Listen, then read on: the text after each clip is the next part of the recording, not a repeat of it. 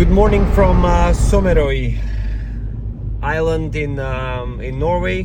We were about to board the ferry towards Senja, but unfortunately the ferry had technical problems, so it was cancelled.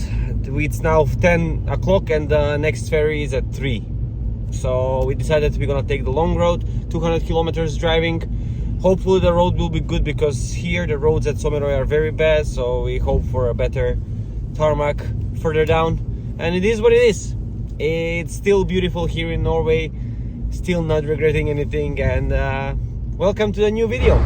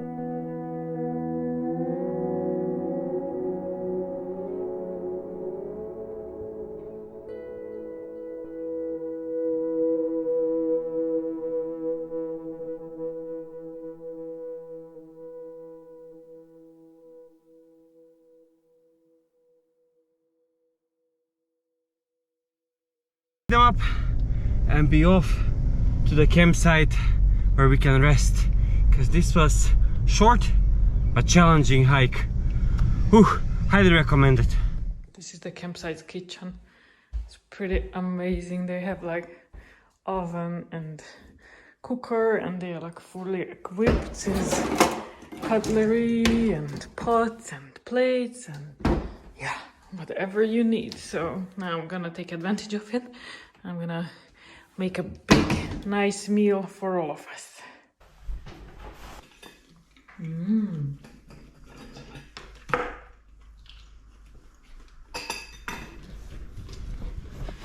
We need to shorten our trip on Senja because the scenic route that we were planning to take is being closed. So they are sorting out or doing some work on an avalanche barrier, so we cannot actually do what we were planning to do. And if we want to go to that point that is like optional for us to see, we need to go 100 kilometers up and then back 100 kilometers. That's too much, and I don't think that we should waste that much money for gas and that much drive, because the roads are plus bad. The main reason why we came to Senja was to hike towards Heston and see Segla. We did that, so now it's time to push southern towards Lofoten. But first we will try to find some nice spot where we can spend the day and do some fishing. Let's start driving.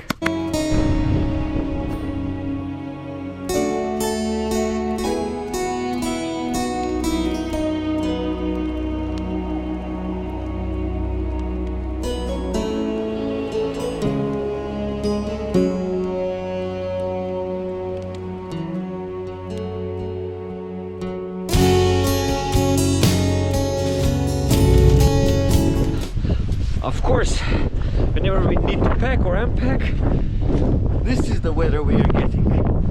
And actually we are very close to Lofoten, but we need to stop and rest a little bit, because, I mean, not rest a little, spend the night here, because this is supposed to be a good off-the-grid area and it's good for fishing, and I want to fish here, but the weather is not permitting it. Anyways, let's unpack because it's freezing cold.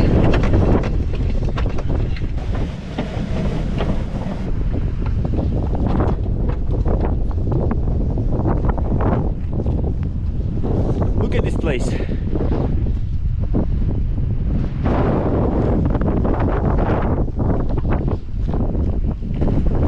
Now comes the ugliest part of my off-grid, off-camping, especially when it's raining. Those bicycles.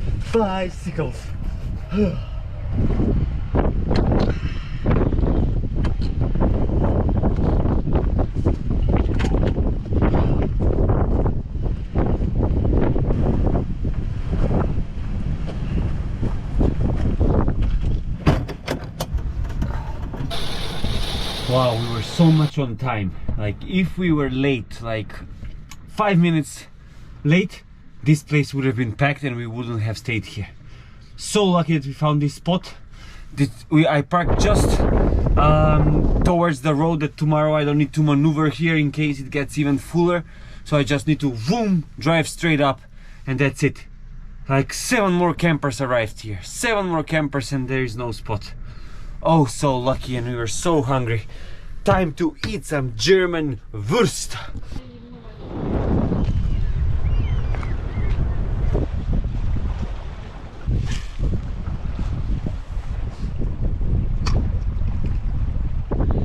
A Norwegian fisherman told me that if you want to aim for the Arctic shark and you want to catch Arctic shark, you need to have pinkish, orangish color of a spinner, because they tend to attack more that color of prey.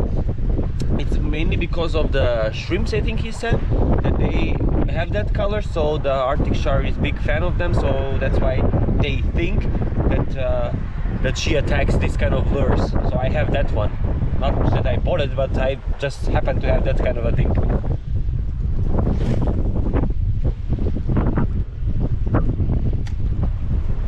So I'm just standing like that fishing, and then suddenly a dolphin, a freaking dolphin. I've never seen a dolphin like that close in the wild. I've seen from safaris in Sri Lanka, but not like this. And like literally chase all the fish, I suppose. I mean, probably the fish are not sticking around if there are dolphins around. It's so awesome, eh? Like literally under the bridge. So cool.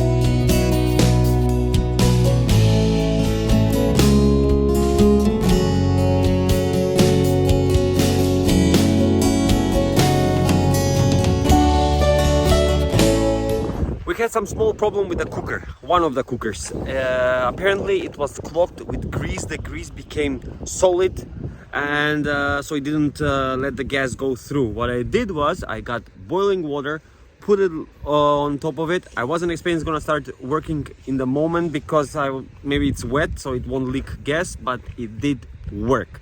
I also do it with a needle a little bit to remove if there are some harder particles of it, and yeah, it worked. So all in all is good. Now it's time to go to another destination where we're gonna spend the night. Another location is like 50 kilometers from here, not far, and it's supposed to be a parking where there you can change your cassette with on an automatic thing, something. I never done that before, so I will try it today first time. Hopefully it's gonna work for me, because I read on the comments that somehow it doesn't accept cards, so you need to try more times. So it's close to also to the Venice of the North, so hopefully it's gonna have some space to stay there. And I think there is a fee of €5 for the cassette and €10 for sleeping, not much, €15 total, but remains to be seen.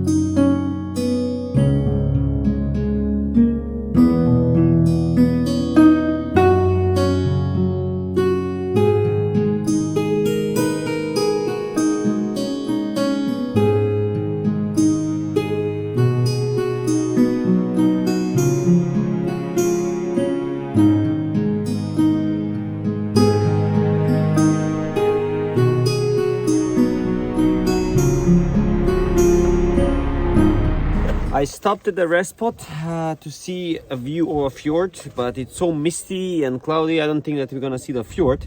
But the good thing is that they have free of charge cassette cleaner. Cannot get better than that. So that might extend our off-grid stay for one extra night. So to use this, you need to open the inner shutter and just push it as far as it can go. Because many people tried and they are not pushing it till the end, so that's why it didn't work. This one works with all the basic models of Thetford cassettes, so hopefully it's doing a fine job. Let me see. So this thing worked perfectly. It even puts a little bit of water and chemical inside, free of charge. But I put extra of those tablets just to have extra boost of chemicals for the Marquis things. Anyways, this is as I said, rest place. You are not allowed to sleep here. You can rest and eat and whatever, but not overnighting. So we will see the fjord as much as we can see from the fog, and then go towards the place where we're gonna spend the night.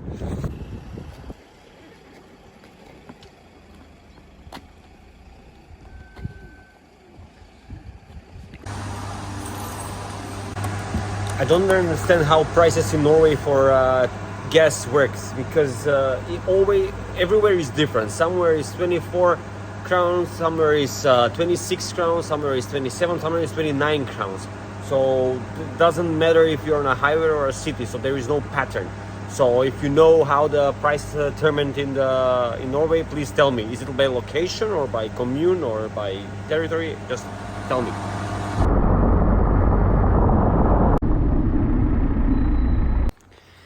That's us over there. Not the best place for noise not to be heard, but we don't expect that there are gonna be lots of cars on this road in the night. I mean, in the night. But we have a beautiful view towards the bridge and the little islands. It's overly packed. Everything that you're gonna find on Park for Night is super packed. Like there is no spot to park your vehicle, and we are so long, so we are lucky that we found like this extended parking. So there is this tarmac, and then there is the gravel one. So we are lucky that we found something where we can spend the night, because everything else is packed, and I don't want to drive towards or whatever is the name called, because we are missing out so much because of the mist and the fog. We cannot see anything, so we're gonna drive slowly, spend less kilometers until the weather gets better. And yeah, now we're gonna spend the night here, hide in the caravan and wait the bad weather to go away. Hopefully no traffic on this road in the night. So good night, guys, see you in the morning. Good morning from sunny Lofoten. Finally, no clouds on the sky, finally clear sun and endless views towards the mountains and the peaks and the sea. So beautiful. Finally, we are 3 days here, or 2, 3, and the weather was bad. Like, I don't want to use awful words, but it was like very, very bad. It was so misty, so cloudy, rain, we couldn't see anything, very little. And yeah, finally it's perfect, and we're gonna go now to see the fishing village called Homnoi. Yeah, of course I'm gonna butcher it, but it's supposed to be very beautiful, and it's called like the Venice of the North, so that's where we are going. So yeah, let's start the day, the first sunny day of Lofoten. The forecast says 3 days, so maybe we're gonna have 3 days full time. Let's see.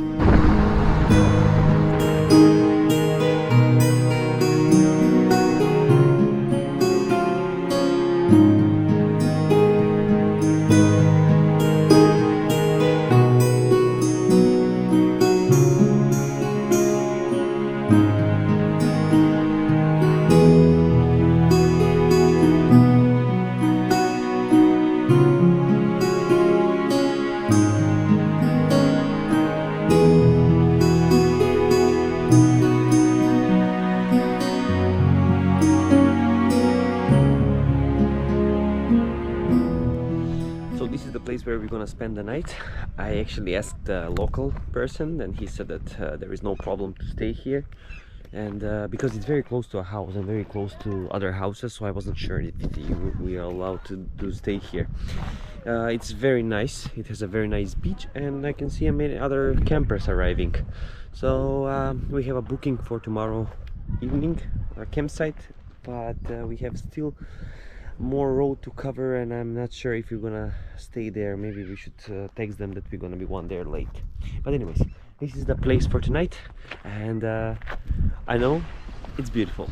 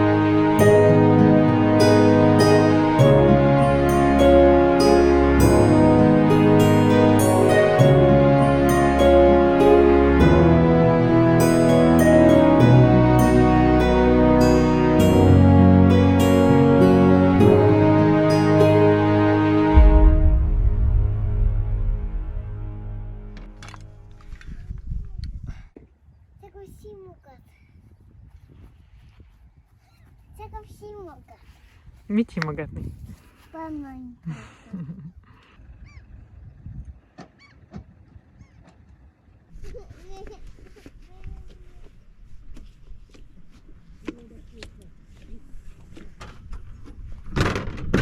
We arrived at Utakiev beach, where there is a huge parking lot.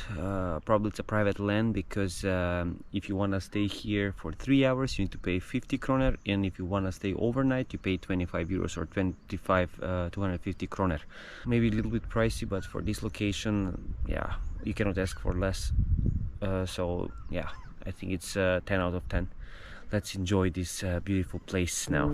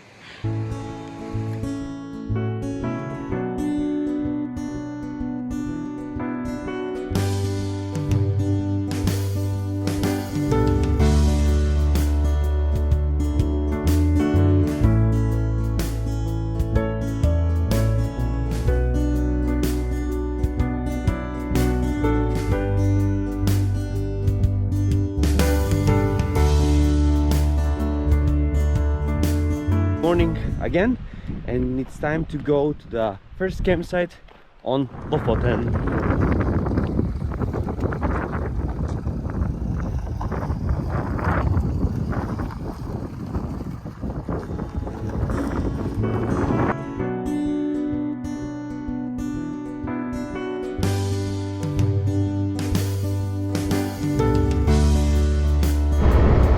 We arrived at Lofoten Surf Camp.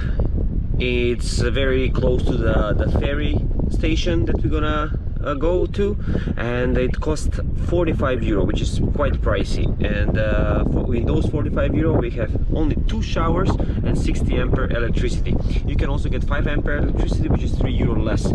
So overall it's a quite expensive camping, but it's, I guess, very popular for tourists, and they are constantly full. I recommend that you book ahead. You contact them that you are arriving, even though they don't accept bookings. They will kind of expect you, and they will keep a spot for you till 4 o'clock p.m. Because you never know with the weather on Lofoten, we decided that instantly we're gonna go for a hike towards one amazing viewpoint. It has 1,000 stairs, so good luck to us. Let's kill those stairs.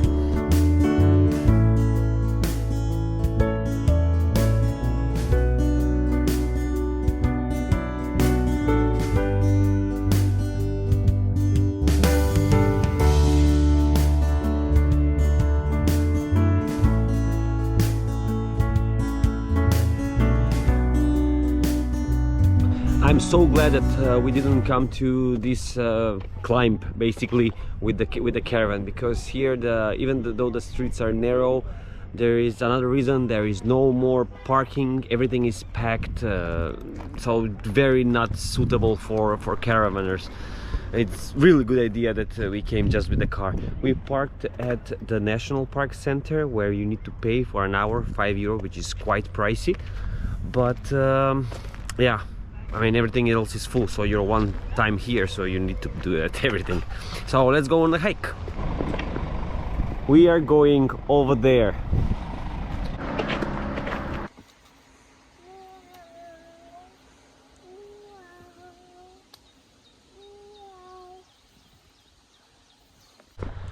Well, out of the 1,700 we did 100. I guess these things are not happening when you're traveling with a toddler, no matter how passionate and excited you get about the trip. So yeah, we are a bit sad that we couldn't do it, but he's heavy, and no, he's not heavy. He doesn't want to go into the backpack. He wants to climb like a cat towards the top, so it's not happening. So we are going to buy an ice cream instead.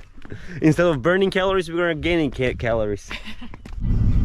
So we arrived at the end of the Lofoten Islands. There is a big parking and a loop where you're gonna make a circle and then drive back or drive towards the ferry.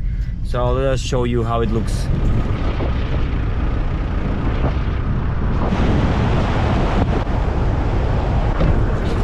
Shopping on Lofoten, let's see the prices.